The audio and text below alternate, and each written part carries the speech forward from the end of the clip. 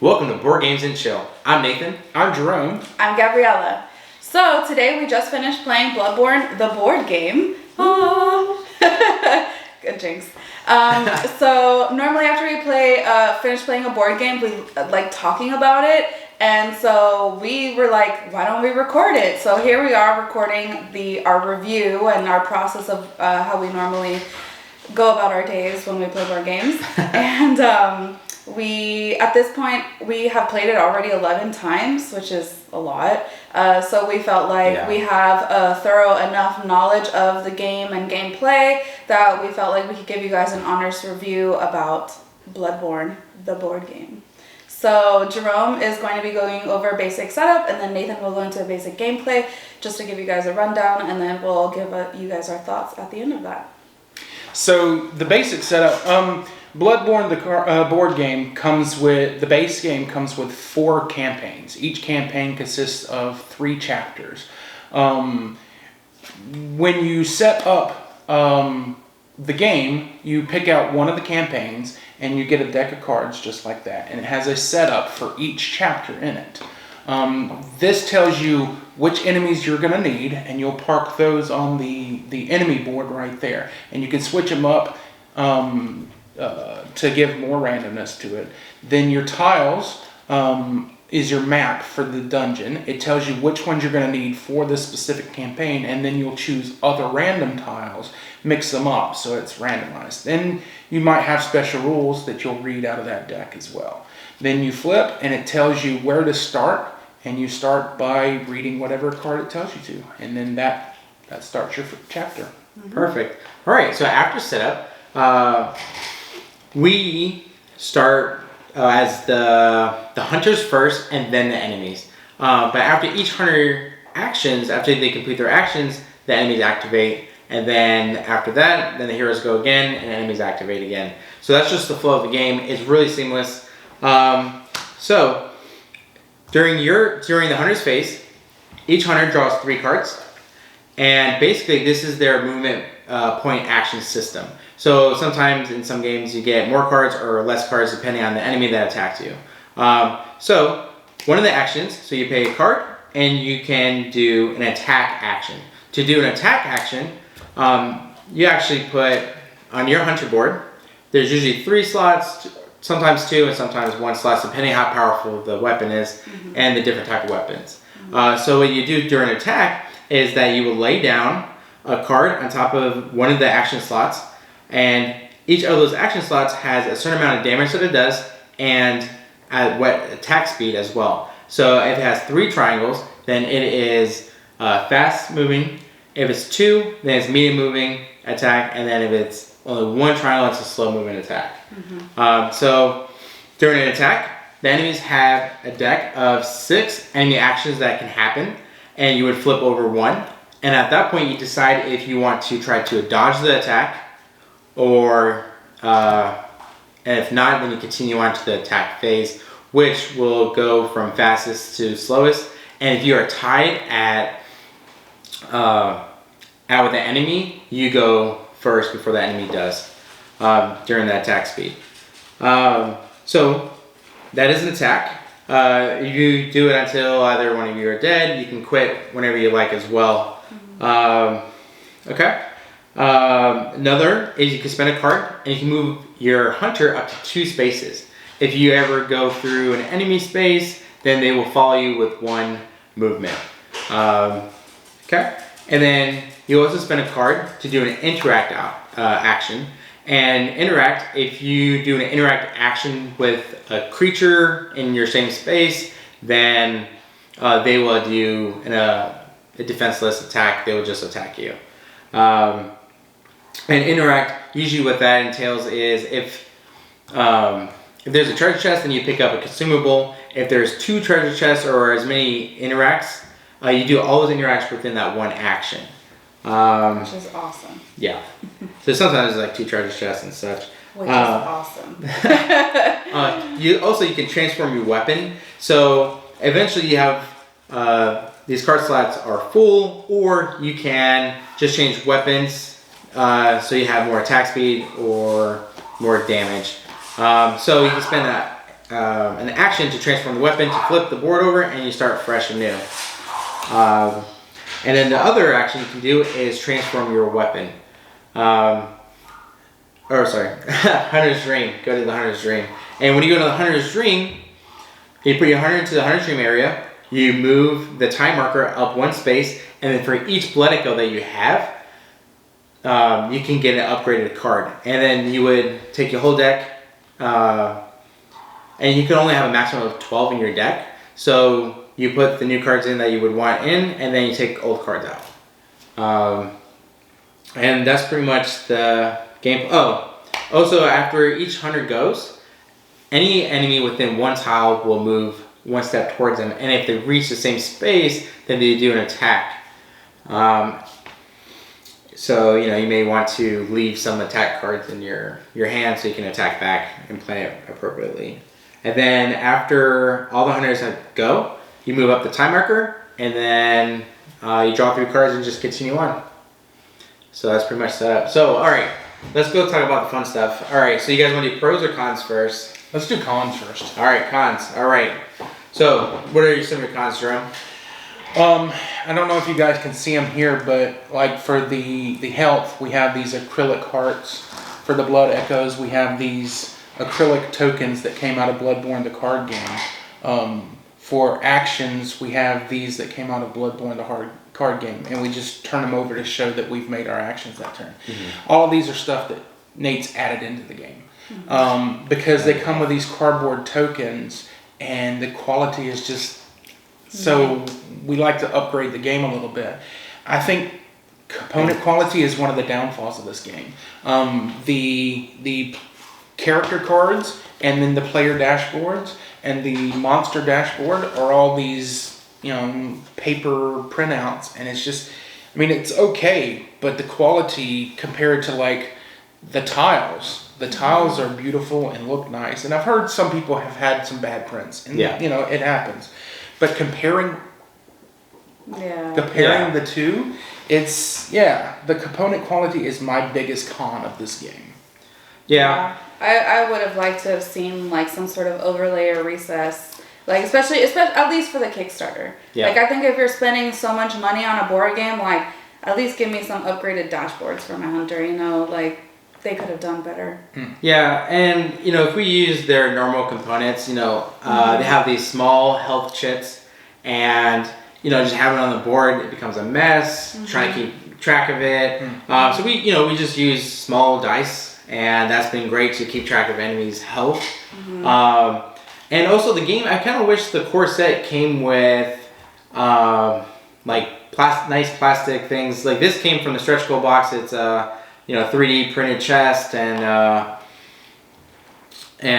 the lamps. Those are really nice to have it 3D. It gives the board some life.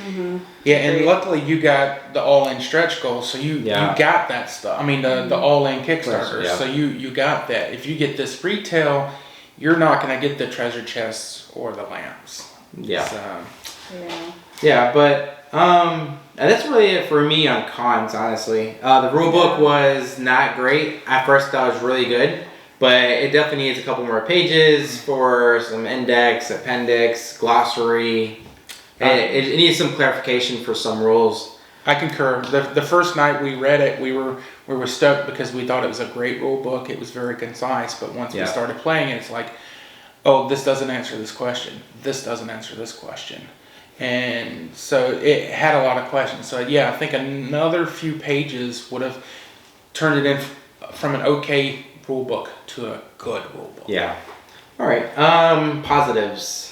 So I'll go first. The play read is actually pretty helpful. It has the key definitions that we need during attacks. They have the dodge, the stagger, the stun, frenzy, poison. So some things you don't have to. Like good play read does, reminds you of things that you may forget. One of my positives is the actual campaign deck. I like how they did it. It's not just like a normal dungeon crawl that's a hack and slash, room revealing and then fighting. This has a bit of story. As you can see here, we have some of the cards laid out, and some of those are mission cards that give us a mission, and once we complete, we read another card from the deck, and we work through the story. I really like story-driven games, and this one's not in-depth. It's not like Tainted Grail where you got this huge book of tome that you read through. It's just a small card and gives you a little story. I love it. It's great. Yep. Yeah. Yeah. What do you got? Great. Something I like is, well, for me, just because I am about aesthetics, I really appreciate that the board, no matter how you place it, because it's always random, like everything is seamless. Like the scenery is seamless. Like it looks really cool. Like if you get to explore the whole entire map, like it just creates a scene for you, and that the paths line up like to perfection. So I guess we got lucky in the print run, but this one is seamless, and I really appreciate that because it would drive me nuts if I saw it like a little bit off. Yeah, no. Yeah, it's just a neat game. I love Dice's combat. You know, we're using cards and really have to, decide on what we're going to do. And, each weapon, they have a special ability as well. The last game that we played, she had something to push enemies away. And I have a weapon that was pulling enemies towards me. So, it was a good push and pull, literally, pushing enemies around. Yeah. And being able to mitigate movement and spending cards to do things. As well as being able to manipulate them as well. With our push and pull, we did do that a couple times to our advantage. So, it just works out that we also chose those characters. I don't remember if we talked about it or not during the campaign. I don't think I just chose mine because it looked cool. Yeah, same. It was just lucky, So, that's also something that you can strategize with when you guys are choosing your characters, since they are asymmetrical, is that you can choose, should we combine our powers so they can work together, or do you guys want to just choose something all completely different to bring something different to the game? So that's kind of a cool element that I like about the board game. Yeah, and I like how you have to.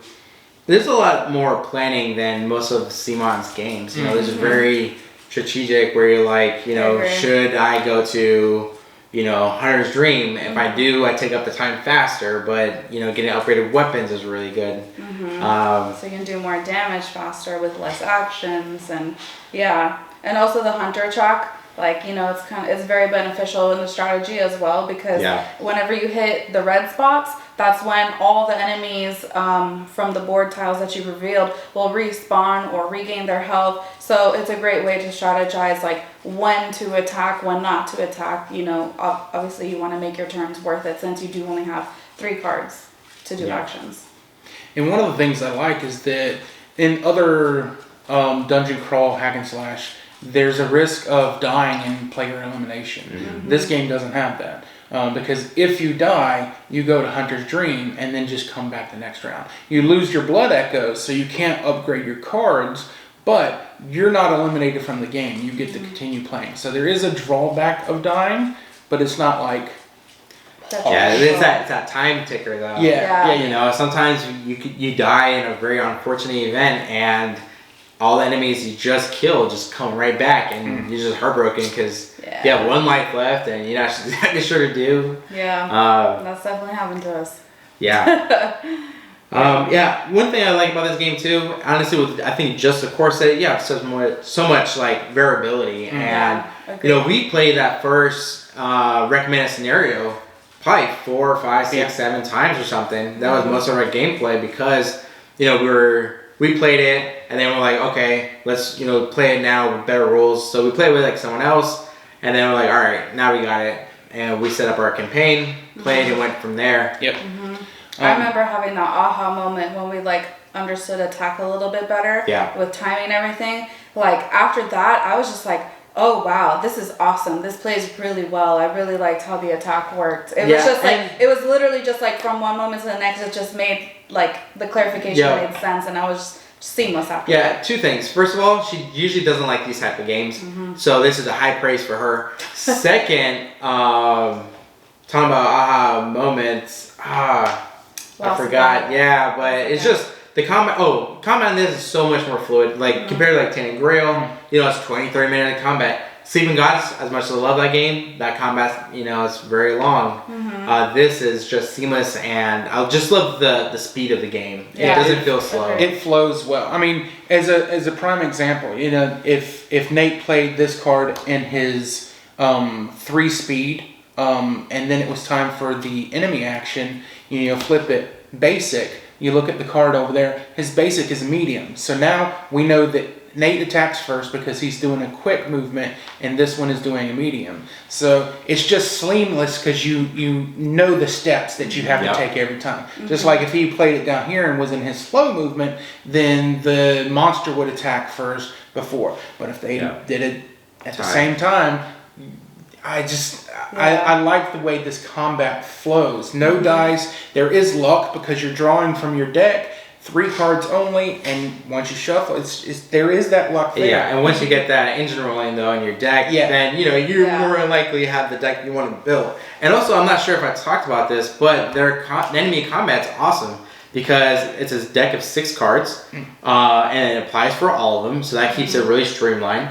And we know that there's 3 basics in there, 2 specials, and 1 ability card. So if the 2 basics are out and the rest of the deck, it's gonna be pretty bad. Yeah. So it's a good way to strategize your attacks that way, knowing what's already been played and what has yet to be played, because then you're like, okay, well, what's the chances of this happening? So then you can plan for that better. And then like kind of touching back on what you were saying with the luck with the deck, like I like how, because a lot of people with CMON games, like we mentioned, they're used to like dice rolling games for combat and all that, or even just other games in general. But because this has the card system, for those people who like dice chucking, it introduces the card system to them, because they will still have that element of luck because you don't know what you're drawing, just like you don't know what you're going to end up rolling. But it introduces that, like, I guess, Euro aspect in a way of strategizing and, with your deck and stuff like that. So that way, it's maybe like a gateway for people who are kind of about it.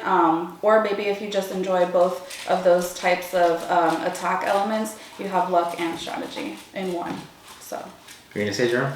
I was going to talk about, you were talking about the enemy combat. That's the basic minion combat. Then you get, major villain cards and some of the boss cards. Boss cards have their own deck. So it doesn't feel stagnant using the minion cards all the time because the bosses do have their own decks. And it gets a little more dangerous and a little more... And what's neat with the replayability is that the enemy cards, they have 2 different sides as well, and they're both unique. So, one game I may play with the male beast patient, and he'll do poison on his special, and on the other side he doesn't.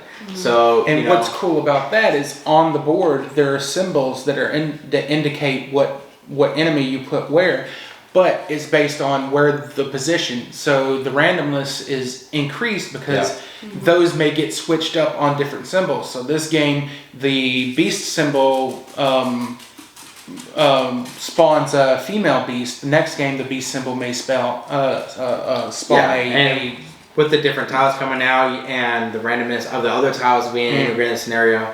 But it was cool about the game, and 2 is like, if you die, total party wipeout in chapter 2, and you guys lose, you guys have to start all over. I know some people don't play like that, they just restart the chapter. I mean, it's your game, your rules. Your game's your rules, but, we came so many times close of dying. And just winning by the last inch is just... like amazing. literally the last... Yeah. That was crazy. I remember that. We had like 2 damage left on the big beast, right? Yeah. I remember that we got it just before. We talked about that after a previous game about how it's tense but not overwhelming. You mentioned that. Yeah, definitely. Yeah, throughout the game, like, sometimes in certain games, you just feel overwhelmed because either the monsters are too difficult to attack or, it's just, there's too many monsters attacking you at once, so you just don't know what to do and you get overwhelmed. This one I feel like is it's just the right amount of difficulty and just the right amount of different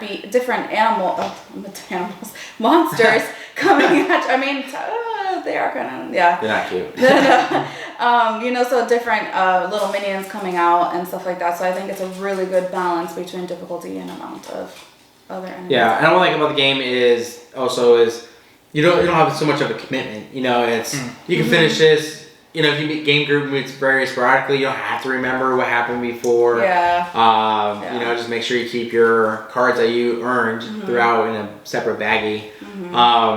You know, it's only 3. You know, it's a good intro to campaign game. It's like, okay, this is 3 missions. We know it's not going to take too long. You know, 6 hours total. You knock that out in a day or a couple days, whatever you want to do. But I think it's a really good, smart idea how they did this. I agree. Yeah, this one was very well thought out from CMON. Yeah. What do you guys wanted some way to have a longer campaign? Or do you like the 3 and done and then swap out heroes? Kind of like the 3 and done. Yeah. This, I felt like, you know, sometimes with games, like, you're like, oh, just when it was getting good, it's over. This one, honestly, it's when it's done, you feel like you've accomplished something. Yeah. You feel rewarded. You feel like you've gone through it, you busted, you know, some monster balls and, you know, kick butt and everything like that. And you feel really good about the game in the end. And you know, by the time you get to chapter 3, your deck is pretty powerful. Yeah. Like if you played it right, your deck's pretty powerful. And you know, you kind of get. I would think if there's any longer, you get bored maybe. I agree. And the 2 of the major big campaign games that we've played is Journeys in Middle Earth and Tainted Grail. And both of those, you play the same. We played the same character in Journeys in Middle Earth throughout all 13 chapters. I believe there is a way you can switch up. I don't remember. I don't think so. Tainted Grail, we played 14 chapters, same characters all the way through, and it's great.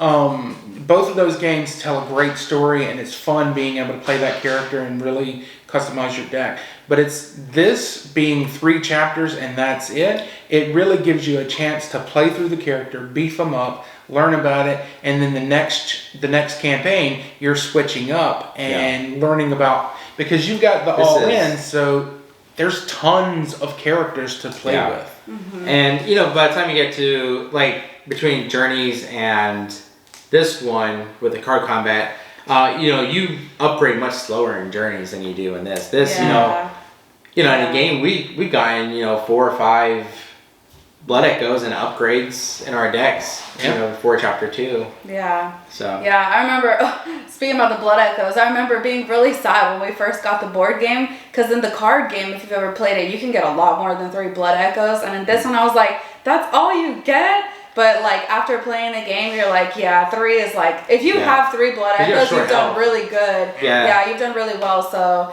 but yeah, that was just something that I was like. Yeah, because you start the game off with like 6 health, and most of the enemies, they knock out 2 to 3. You get to a bigger monster, it could be much more. Yeah. So we've basically just played the base game. We've played two of the campaigns out of it, and replayed a couple of the chapters out of both those campaigns. What do you guys feel about the value? I mean, I know you've got it through Kickstarter, but is someone looking and trying to decide about the base game? I think if you're a fan of the IP, I think it's definitely a must buy for $100. I think that goes for retail. So you know, you get a pretty good amount. I mean, the mini's worth it, makes it worth it alone. And then the story in the game is actually really good. So I definitely think it's worth the $100. Yeah, I think the with the 4 campaigns in it, but having 3 chapters each, and the variability and replayability, I think you're going to get a good bit of gameplay out of just the base game. It's a good value. Agreed. Yeah, I mean, if you think about it, you know, you have 24 hours worth of gameplay. You know, just if you wanted to do the bare minimum, 24 hours gameplay and. That's $4. Yeah, it's $4. Yeah, in an hour. You know, you could do worse in a movie theater or anywhere. Anywhere, literally. But you guys have any other final thoughts? Just one more thing I wanted to add was that like I like how in Bloodborne that when you do have the tile set up in the beginning, that it's not like it doesn't interrupt gameplay. When we play Journeys and when we play Mansions of Madness, like that, it always ruins the experience for us. The immersion. Because the immersion, not necessarily the experience, the immersion of the game, because you have to be like, hold on, let me go find the tile, and you're like searching, and it's like sometimes like it's like literally This is the the last answer. one. This is the answer. Yeah. For that, yeah. So CMON, what you did with this game, you need to continue, and all the other board games that do that, like have a set of tiles ready. It's not that much of a spoiler if it's randomized and you can't see one side of it. So just that ease of being able to just reveal the next tile. And Gabby's passionate. I mean, she's just, right. It makes it so much better. If and a Fantasy much more Flight seamless took experience. this mechanism for the tiles and applied it to mansions or journeys and just gave you the list so that you could go ahead and have them ready and you just pop it right out onto the board, a table. Because I'd rather do that before the game. Same. Yeah. You know, this. Good catch. Yeah, that was good. Yeah. So overall, I think 2 thumbs for thumbs for me at least. Definitely 2 thumbs up for sure. Yeah, I really enjoy this game. And what do you think about the value? Do you think it's worth? Yes, I totally do. Like you said, even though the bare minimum, if you're spending 2 hours per chapter, that's like 24 hours worth of gameplay. That's for $100. 24 hours. Yeah, and divided by 2, 3, 4 people that you're playing with. So, like $1 each, like to have a fun experience, like socializing and interacting like with other people. And we have good memories in this too. So it's like honestly, my biggest complaint about this game are the player board, the components, the cardboard, the tokens, and that's just materials. And exactly that. I mean, that's not going to ruin the experience by any possibility, but the game value itself. Yeah, it's there. Absolutely, yeah. Yeah, and we just like to pimp out games. Like we literally do this to almost all of our games. So this is, just normal for us. Yeah. All right. Well, thank you for joining us, and we'll see you next time. Yep. Bye. Ciao.